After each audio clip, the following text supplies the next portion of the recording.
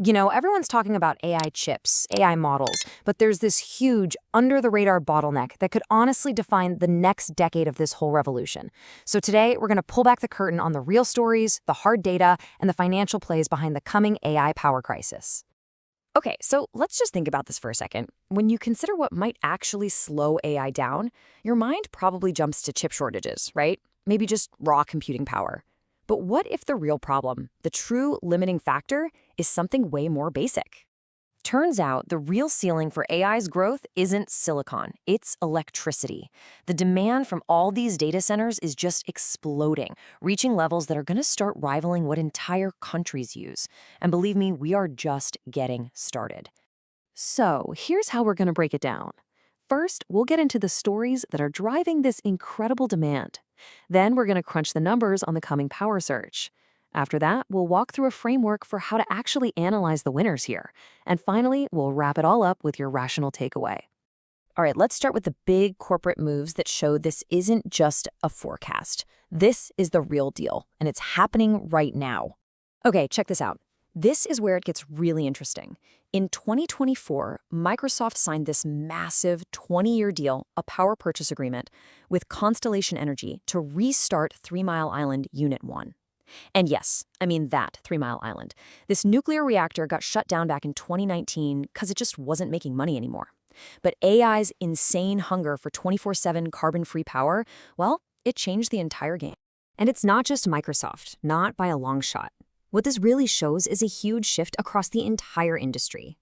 You've got Google making deals for these next-gen small modular reactors, which are basically like smaller, more nimble nuclear plants. Amazon is building these gigantic gigawatt-scale data center campuses. All the big players, Meta, Oracle, they are quietly snatching up land and securing their energy future. So why this sudden mad dash for power? Well, this slide pretty much says it all.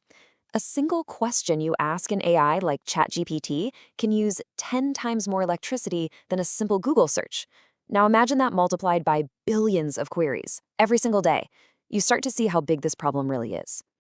And get this, that's just for running the AI. The training process is a whole other beast. Training just one of these big models can burn through as much electricity as 100,000 homes. I mean, this is the kind of demand that makes a company go and bring a nuclear power plant back from the dead. Okay, so we've heard the stories, which are pretty wild. Now let's switch gears and look at the cold, hard numbers. This is what the International Energy Agency is projecting, and it really shows the scale of what's coming. So let's start with where we are right now. Today, global data centers are chewing through about 415 terawatt hours of electricity. That's already a massive number, making up about 1.5% of all power used on the entire planet. But hold on, because look where we're going. By 2030, the IEA sees that number more than doubling to almost 945 terawatt hours. To put that in perspective, that's how much electricity the entire country of Japan uses right now. It's an absolutely mind-boggling jump in just a few short years. I mean, this chart just lays it all out, doesn't it?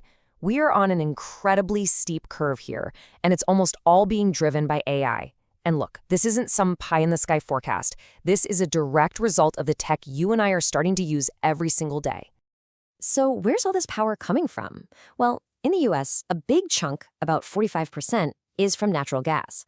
The thing with renewables is they don't run all the time, right? But data centers need power that's on 24/7, no matter what. That's what we call baseload power. And that's exactly why nuclear, which is super reliable and has zero emissions, is suddenly looking like the perfect fit for big tech. And you have to understand the impact on the national grid is going to be huge. Just in the United States, data centers could be responsible for more than half of all new electricity demand growth through the end of the decade. This is a massive infrastructure challenge for the whole country. All right, so we've established there's this massive growing problem that needs a solution. So what do you do about it?